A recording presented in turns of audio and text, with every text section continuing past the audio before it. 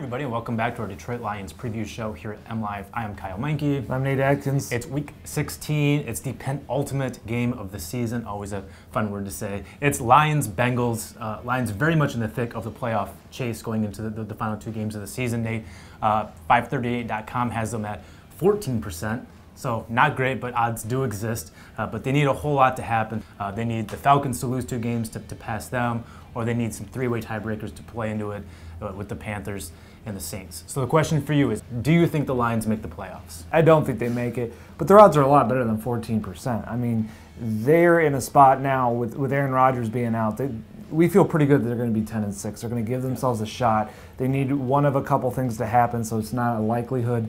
But the Falcons could drop their last two games. They're facing the Panthers and the Saints, two teams arguably better than they are. They're an inconsistent team. One of their best players, Julio Jones, is banged up.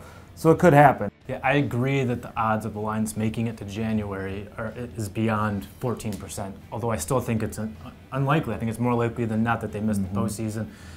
The Falcons are not, they're going to be underdogs in both of the last two games, but as you said, they're good enough to win either game too. And if Carolina, there's nothing to play for in week 17, which is a possibility, who knows what they'll throw out there against the Falcons in week 17.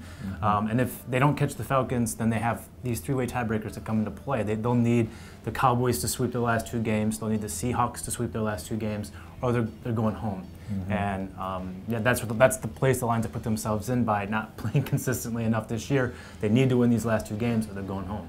Okay, Nate, we got another reader question, so let's consult the electric Twitter machine. This one comes from Joe Sabina. Where does Ebron stand internally with the Lions? I think it's one of the most fascinating questions heading into the 2018 offseason, along with Ezekiel Ansah. I just don't know what the future of those two guys hold. With Ebron, if you had asked me 2 months ago, even 6 weeks ago, I would have said there's about a 0% chance that he would have his contract picked up for next year, and there's like a 5% chance he would be back. But he's been on a tear since week 11. 27 catches since week 11. That's more than any tight end in the NFL besides Travis Kelce in that time.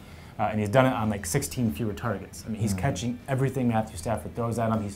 He's finally realizing the potential the Lions saw in him when they made that early round pick and what they've been talking about for years now. But $8.25 million is a lot of money for a guy who's been up and down throughout his career. It'll be fascinating to see what happens because I believe if the Lions opt out of the option that they've already picked up, Ebron will explore his option. I don't think he's beholden to Detroit in any kind of capacity, and we could very much see him somewhere else in 2018.